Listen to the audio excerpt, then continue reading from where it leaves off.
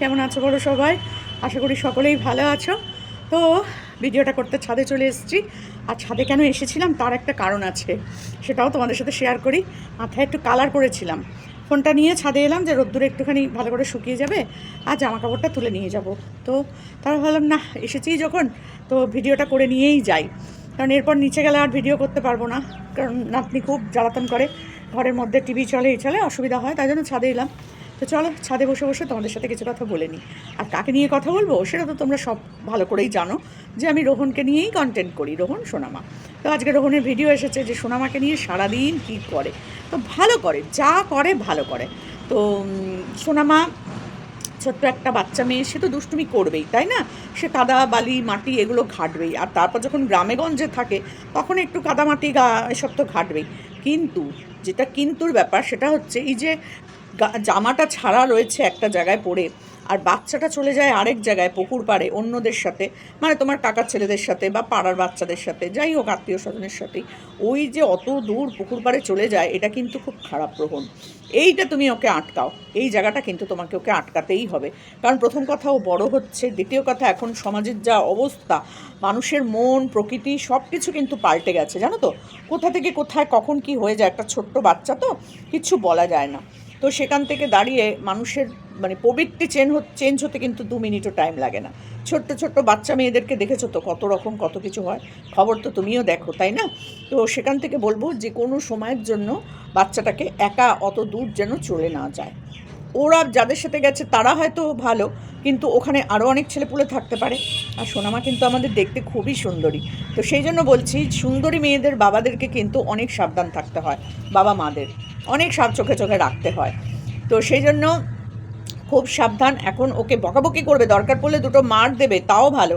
কিন্তু ওই মাঠে ঘাটে দূরে পুকুর পাড়ে, যেখানে লিসানকে কালকে না পরশু দিনের ভিডিওতে দেখছিলাম যে রোহনকে মানে লিসান দেখালো যে কত দূর সোনামা এসেছে ওই পুকুর পাড়ে বাচ্চাদের সাথে খেলতে, যেখান থেকে ও কাদা মাটি লাগিয়ে নিয়ে গেছিলো, অনেকটা দূর কিন্তু সেটা।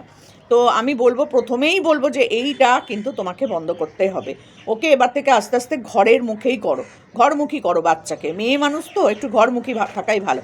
তবুও এখনকার দিনের সমাজে ছেলে মেয়ে সমান সমান হয়ে গেছে, এখন তো আর কোনো ব্যাপার নেই। তো তবুও বলবো, গ্রামেগঞ্জের ব্যাপার একটু সাবধানতা অবলম্বন করে রাখাই ভালো। তো তারপরে দেখলাম যেটা, সেটা হচ্ছে রোহন আমার কথা শুনেছে, এটা আমার সব থেকে ভালো লেগেছে, যে ছাদটা আগে ঘিরে দাও। এটা আমি আগে যেদিনকে ওর বাড়ি গেছিলাম সেদিনও বলেছি, প্লাস যেদিনকে আগে ভিডিও করেছি তখনও বলেছি যে সোনামা কিন্তু খুব দুরন্ত বাচ্চা, সেই জন্য ছাদটা কিন্তু রেলিং দিয়ে ঘিরে দেওয়া উচিত। দেখো এখানেও দাঁড়াও, এখানেও দেখাচ্ছি, এখানেও দেখো রেলিং দিয়ে ঘেরা ছাদ, দেখছো তো? ছাদে কিন্তু রেলিং দিয়ে ঘেরা, মানে সিমেন্ট দিয়ে ইট দিয়ে পুরো গাঁথা, একদম পুরো ছাদটাই দেখো। তো সেই কারণেই আমি রোহনকে সেদিনকেও বলে এসেছিলাম, যেদিন ওর বাড়ি গেছিলাম সেদিনকেও বলে এসেছিলাম যে রোহন ছাদটা কিন্তু তুমি ঘিরে দেওয়ার চেষ্টা করো, কারণ এখন তো তোমার বাড়িতে মিস্ত্রির কাজ করছেই, এখনই তুমি ইট দিয়ে সিমেন্ট দিয়ে গেঁথে দিও। তো সেটা করেছে রোহন, সত্যিই ভালো লাগলো। সোনামার জন্য বলা, আর তো কিছু না, এটা একটা সেফটি। তো যাই হোক, গাছপালাগুলোও ভালো হয়েছে, মুকুল হয়েছে আম গাছে, কাঁঠাল গাছে ছোট্ট কাঁঠাল হয়েছে, কত অযত্ন করেছে গাছগুলোতে, তারপরেও কিন্তু গাছগুলো দেখো ফল দিচ্ছে, ফুল দিচ্ছে, তাই না? আমি রোহনকে বলেছিলাম প্রচুর ফুল গাছ লাগাতে, যে ফুল গাছগুলোর মধ্যে সোনামা ঘুরে বেড়াবে প্রজাপতির মতন। এবছর হয়নি, রোহন অসুস্থ হয়েছে, শীতকালটা পুরোই রোহন অসুস্থতার মধ্যে দিয়ে কাটিয়েছে, তারপর ঘুরতে গেছে, হায়দ্রাবাদ গেছে, অনেক কিছু ঘটে গেছে। তো তারপরে গিয়ে গাছ লাগানোটা হয়নি। তো এবারে কিন্তু শীতকালে প্রচুর গাছ লাগিও, ফুল গাছ, বিশেষ করে ফুল গাছ লাগালে কিন্তু না বাগানটা এত সুন্দর লাগে, ছাদটা এত সুন্দর লাগবে। আর তার মধ্যে সোনামা লাল নীল হলুদ সবুজ ড্রেস পরে পরে ঘুরে বেড়াবে, ঠিক মনে হবে একটা প্রজাপতি ঘুরে বেড়াচ্ছে, তাই না বন্ধুরা? কমেন্ট করে জানিও কিন্তু।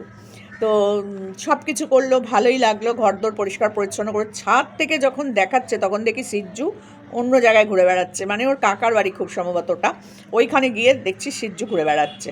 তা কাদাবালি তো লাগবেই, ওর লোমগুলো তো সাদা ধবধবে, সেখানে যদি ওইরকম মাঠে ঘাটে ঘোরে তাহলে তো কালো হবেই।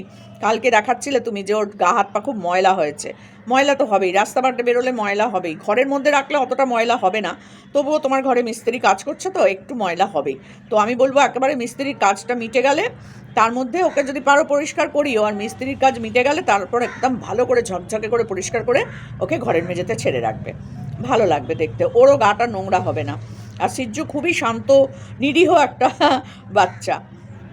আর সোনামা তার 3 গুণ দুরন্ত, তার 3 গুণ দুরন্ত। কোথায় ওর দুরন্ত হওয়ার কথা, সেখানে আমাদের সোনামা কিন্তু মারাত্মক দুরন্ত। কথা বাবা কী যে কথা বলে, সেটা এখনও পর্যন্ত আমরা ভালো করে বুঝতে পারি না। আর রোহন ততোধিক ওর সাথে কথা বলে যায়, ও হ্যাঁ হ্যাঁ কী যে বলে ওই জানে। তো এবার একটা কথা বলবো, রোহনকে না, লিসানকে।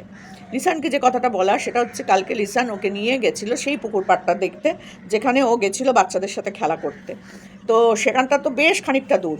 যেতে যেতে লিসান কিছু কথা বলল, যে তৌহিদকে, তৌহিদের সাথে কথা হয়েছে, তৌহিদকে ও ক্ষমা চাইতে বলেছে। তো আমি বলবো, তৌহিদকে ক্ষমা চাইতে বললেই যে তো ক্ষমাও চেয়ে নেবে, তা কিন্তু সেই ধরনের ছেলেও নয়। কারণ আজ কিন্তু 72 ঘন্টা অলরেডি কমপ্লিট হতে যায়, এখনও পর্যন্ত ওর তরফ থেকে কোনো রকম কোনো কিছু আমরা পাইনি। তবে হ্যাঁ, তৌহিদ আমার কমেন্ট বক্সে এসে কমেন্ট করেছে, আমার লাইভে এসে কমেন্ট করেছে, মানে ক্ষমা চেয়েছে যে আন্টি আমি খুব ভুল করে ফেলেছি, আমাকে আপনি ক্ষমা করে দেবেন, আমার এটা করা উচিত হয়নি। আমি বলেছি এটা করলে হবে না, সেই দিনই আমি বলেছি লং ভিডিও করতে, লং ভিডিও করে ক্ষমা চাক সবার কাছে। রোহনের বাড়িতে এসে রোহন সোনামার কাছে ক্ষমা চাক, আমরা ক্ষমা করে দেবো, কী আছে, মানুষ মাত্রই তো ভুল করে, তাই না? তবে কি বলতো, এই ভুলের কোনো ক্ষমা হয় না, এটা একটা মানুষকে মারার সমান প্রায়, তাই না? তো সেই জন্য বলবো যে তৌহিদ এখনও পর্যন্ত কিন্তু কিচ্ছু করেনি, 72 ঘন্টা অলরেডি কেটে গেল। তো সেখান থেকে দাঁড়িয়ে রোহনের যে স্টেপ নেওয়ার কথাগুলো, সেই দিকে কিন্তু এগোবে এইবার। কিছু করার নেই, কারণ কন্ট্রোভার্সি ক্রিয়েটারদের কাছেও ক্ষমা চাইনি, রোহনের কাছেও ক্ষমা চাইনি, প্লাস কোনো ভিডিওও করলো না, কোনো কিচ্ছু করলো না, শুধু চ্যানেলের নামটা পাল্টে দিয়েছে। চ্যানেলের নাম পাল্টে দিলেই তো আর অপরাধ ক্ষমা হয় না, না, অপরাধ অপরাধ। তো সেই জন্য যেটা করছে সেটা ঠিক করছে না। তুমি যে তৌহিদ যে বলছি লিসান যেটা বলছো যে ক্ষমা চেয়েছে, ওরকম করে ক্ষমা চাইলে তো হবে না, না? শুধু শুধু চুপি চুপি ক্যামেরার বাইরে ক্ষমা চাইলে হবে না, ক্যামেরার সামনে এসে ক্ষমা চাইতে হবে, যেটা আমরা সবাই কিন্তু অপেক্ষা করে বসে আছি। আর যদি 72 ঘন্টা বাদে না চায়, তাহলে স্টেপটা ওরকম যেন নেয়, না হলে তো হবে না, স্টেপটা না নিলে হবে না। আর সমস্ত ছবি যারা যারা করেছিল, আগে যারা যারা বন্ধু ছিল, যারা প্রত্যেকে প্রতারক করে চিৎকার চেঁচামেচি করেছে, তাদের প্রত্যেকের চ্যানেল থেকে এখনও পর্যন্ত সোনামার ভিডিও কিন্তু ডিলিট হয়নি। এখনও অনেকের চ্যানেলে প্রচুর ভিডিও আছে। একজনের চ্যানেলে তো প্রায় আমি বোধহয় কদিন আগে গুনেছিলাম 70 না 72 খানা ওপরে, 70-72টার ওপরে কিন্তু ভিডিও আছে সোনামাকে নিয়ে। তারপরেও সে বলতে বসেছে রোহন প্রতারক। তার নিজের চ্যানেলটা ডুবে যাচ্ছিল, সেই ডুবন্ত চ্যানেলকে সোনামাকে দেখিয়ে দেখিয়ে উঠিয়েছিল। বারবার এসে ভিডিওতে বলতো আমার চ্যানেলটার রিচ ডাউন হয়ে গেছে, বন্ধুরা আপনারা সবাই আমার ভিডিওটা একটু দেখুন। এই জন্য আমি সোনামাকে নিয়ে ভিডিও করতে এসেছি, সোনামার ভিডিও করলে একটুখানি ভিউজ হবে, আর আপনারা সেটা একটু দেখবেন। আমার রিচ ডাউন হয়ে গেছে, কম বলেনি কিন্তু, আমরাও কিন্তু ভিডিওগুলো দেখেছি।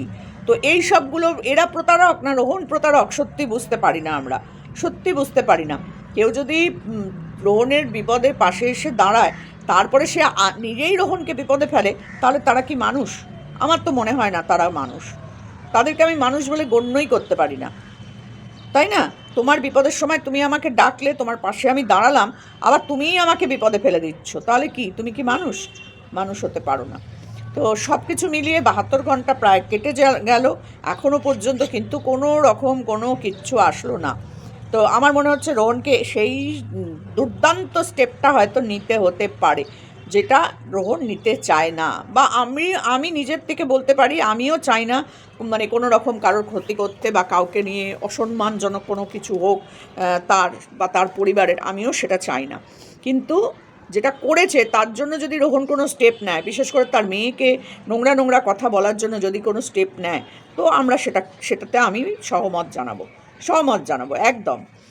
আর আমাকে নিয়ে তো বলেইছে বুড়ি, এই চামড়া ঝুলে গেছে, ওই হয়েছে সে হয়েছে, আরে আমার তো হয়েছেই, আমাকে বললে তো আমার কষ্ট হবে না, আমাকে কেন বলে কোনো লাভ আছে? কোনো লাভ নেই।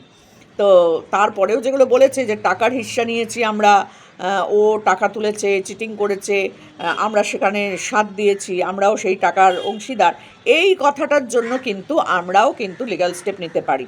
সাথে আমাদের ফটো ইউজ করেছে, সেটা ওর মাথায় ঢুকছে না কেন, সেটা আমি এখনও পর্যন্ত জানি না। তো যাই হোক, 72 ঘন্টা কেটে যাক, কালকে থেকে আবার দেখব রোহন কি করে না করে, সেটা অবশ্যই দেখব। আর এইসব তো গেল, সব কিছুই ভালো আছে। এরপরেই বলবো স্কুলে পাঠানোটা, আবার বলবো রোহন সব কিছু খুব সুন্দর করে করছো, এবার কিন্তু মেয়েকে স্কুলে পাঠানোর ব্যবস্থাটা করো অবশ্যই। মেয়েটাকে এবার একটু পড়াশোনার দিকে মন দাও। প্রত্যেকেই প্রায় সবাই কিন্তু কমেন্ট বক্সে কমেন্ট করে যে সোনামার কিন্তু পড়াশোনাটা ঠিক মতন হচ্ছে না। এবার ওকে পড়াশোনার দিকে কিন্তু দিতেই হবে, কারণ ওর 3 বছর বয়স কিন্তু হয়ে গেল। তো 3 বছরের বাচ্চারা কিন্তু অনেক কিছু শিখে যায়, এবিসিডি বলতে শিখে যায়, কবিতা বলতে শিখে যায়, ছড়া, যেগুলো বাংলা ছড়া, তোমার আতা গাছে তোতা পাখি, তারপরে হচ্ছে অনেক কিছু আছে কবিতাগুলো আমার এই মুহূর্তে মনে পড়ে না। তো সেই কবিতাগুলোকে কিন্তু শেখানো উচিত। মারিয়াম কিন্তু খুব সুন্দর করে শিখে গেছে। তো দেখো সব বাচ্চার তো মেরিট সমান হয় না। তো সোনামার আমাদের কথা বলার জড়তাটা আছে, কিন্তু এখনও পর্যন্ত সোনামার কথা বলার জড়তা ভালো পরিমাণেই আছে। তো তোমাকে আবার বলবো, সব কিছুই তো তুমি শুনেছো, কান ফোটাতে বলেছিলাম শুনেছো, তারপরে তোমার কার্নিশ দেওয়াটা মানে যে গেঁথে দিয়েছো ছাদটা সেটাও শুনেছো, বাগান করার কথা বলেছিলাম বাগান করেছো, জল দেওয়ার কথা বলেছি জল দিচ্ছ গাছে, সব ঠিক আছে। গাছ যেমন লাগিয়েছো তাকে পরিচর্যা করতে হচ্ছে, এই যে গোবর সার দিয়ে মাটি দিয়ে ছাদে তুলে তুলে নিয়ে গিয়ে সেখানে পরিচর্যা করছো, গাছে জল দিচ্ছ, ঠিক সেরমভাবে তো মেয়েটারও পরিচর্যা করতে হবে, তাই না? মেয়েটাকে যেমন তুমি নিয়ে এসে তাকে বাবার সম্মান দিয়ে মানে বাবার ইয়েটা দিয়েছো, সেরকম তো বাবা হয়ে উঠতে হবে, তাই না? তো শুধু বাচ্চাকে খাওয়ালাম, ঘুম পাড়িয়ে দিলাম, বেলা 8টার সময় বা 12টার সময় ঘুম থেকে উঠলো, সন্ধ্যে 8টায় ঘুমিয়ে পড়লো, সারা রাত কিছু খেলো না, এরম করলে তো হবে না, না? বাচ্চাটা কিন্তু ঠিক মতন বেড়ে উঠবে না, লম্বা হবে, খাবে দাবে, যা হবে হবে, ওরকম করে বাচ্চা মানুষ করলে তো হবে না। আজকালকার দিনে ওরকম করে বাচ্চা মানুষ করলে হয় না, আজকালকার দিনে বাচ্চাদেরকে সব কিছু শেখাতে হয়, কারণ যুগটাই পড়েছে সেরকম। তো তোমাদের ওখানে যা আছে সেটাই শেখাবে। এমনি আমি অন্য কিছু বলছি না, আগে তো স্কুলটাতে যাওয়াটা প্র্যাকটিস করো, তারপর তো অন্য কিছু। ঘুমটা পাড়ানোর টাইমটাকে মেনটেন করো, বারবার বলছি এগুলো তোমাকে করতে হবে। ও তো ঘুমিয়ে পড়বেই না, ও তো আর সন্ধ্যেবেলা কোনো খেলার সঙ্গী সাথী পায় না, তখন তো সে তোমার কাছেই থাকে। তুমি রিলস বানাতে ব্যস্ত, নাহলে তুমি ফোন দেখতে ব্যস্ত, নাহলে তুমি বন্ধুদের সাথে ক্যারাম খেলতে ব্যস্ত, ও কি করবে বলো? ওর তখন ঘুম পেয়ে যায়, কারণ সারাদিন ধরে ও দৌড়াত্ম করে, আর সেই দৌড়াত্মের ফলটা হয়ে যায় সন্ধ্যে থেকে ঘুমানো। সন্ধ্যে থেকে ঘুমোচ্ছে, ওদিকে বেলা 12টায় ঘুম থেকে উঠছে, কোনো দিন এই 8টা 10টায় হয়তো ঘুম থেকে উঠে পড়লো, বা 11টায় ঘুম থেকে উঠে পড়ে আবার রাত 3টের সময় ঘুমালো। তাহলে সেই বাচ্চা স্কুল যাবে কি করে? উল্টোপাল্টা নিয়ম কানুন মানে নিয়মে চললে হবে না, বাচ্চাদেরকে একটা নির্দিষ্ট নিয়মে চালাতে হবে। সকালবেলা তাড়াতাড়ি ঘুম থেকে ওঠাও, তাড়াতাড়ি সন্ধ্যেবেলা ঘুম পাড়িয়ে দাও। যদি 9টার সময় একটা বাচ্চা ঘুমিয়ে পড়ে, সে 7টার সময় উঠে স্কুলে যেতে কোনো অসুবিধা নেই তার, মানে 7টায় বোধহয় স্কুল, আমি টাইমটা ঠিক জানি না, তো তাকে স্কুলে পাঠানো কোনো অসুবিধা হয় না। 8টার মধ্যে ঘুম পাড়িয়ে দাও, খাইয়ে দাইয়ে রাত্রিবেলা গ্রামের তো ওখানে তো তোমাদের আর অত কিছু বাইরে বেরোনোর কিছু থাকে না, 8টা থেকেই তোমাদের গ্রাম নিস্তব্ধ হয়ে যায়। তো সেখানে 8টার সময় ঘুমিয়ে পড়ুক না, 8টার সময় ঘুমোলে 9টা 10টা 11টা 12টা 1টা 2টো 3টেতেই 7 ঘন্টা হয়ে গেল, 4টেতে 8 ঘন্টা হয়ে গেল, 5টাতে 9 ঘন্টা হয়ে গেল, 6টার সময় তোলো 10 ঘন্টা একটা বাচ্চার ঘুমানো অনেক অনেক অনেক। 6টার সময় ওকে তুলে দাও, 6:30টার মধ্যে তৈরি করে আস্তে আস্তে গিয়ে স্কুলে দিয়ে এসো, 7টা থেকে স্কুল, কোনো অসুবিধা নেই। স্কুল থেকে আসবে, বাড়িতে স্নান করবে, ভাত খাওয়াবে, ঘুম পাড়িয়ে দাও একটুখানি, বিকেলবেলা খেলাধুলা করবে, খাবে দাবে, 8টা 8:30টার মধ্যে ঘুম পাড়িয়ে দাও। আবার দেখো তো বাচ্চা স্কুলে যায় কি না, বাচ্চার নিয়ম তৈরি হয় কি না, ঠিক হবে। তার সাথে সাথে একটা দিদিমণি রাখো যে এসে ওকে বাড়িতে পড়াবে, অ ক খ 1 2 ABCD 1 2 ছড়া, এগুলো ওকে আস্তে আস্তে পড়াতে শিখতে হবে, তাই না? তো চলো, এটুকুনি বলার ছিল। ভালো লেগেছে ভিডিওটা, খুব সুন্দর হয়েছে, গাছগুলোতে ফল হবে, এগুলোও দেখতে ভালো লাগলো। ছোট্ট একটা কাঁঠালের ইয়ে হয়েছে, কাঁঠাল হবে, ভালোই হবে। আম গাছে মুকুল হয়েছে, তার মানে একটা আম হলেও হবে, হোক, তোমার গাছ সুন্দরভাবে ফুলে ফলে ভরে উঠুক, সেরকম আমাদের সোনামাও যেন ফুলে ফলে ভরে ওঠে, মানে পড়াশোনা, খেলাধুলা, আঁকা, নাচ, গান সব কিছুতে যেন পারদর্শী হয়ে যায় মেয়েটা। তবে হ্যাঁ, বাইরে বেরোনো বন্ধ করো আস্তে আস্তে। এই যে ওর সাথে জামা খুলে রেখে দিয়ে কোথায় চলে গেছে, সেই জায়গাটাতে কিন্তু তোমাকে বন্ধ করতেই হবে। এই যে মানে ছেলেপুলেদের সাথে এদিক ওদিক চলে যাওয়া, এটা কিন্তু বন্ধ করো, কারণ মেয়ে কিন্তু সুন্দরী। আশা করছি বুঝতে পেরেছো সবাই আমি কি বলতে চাইছি।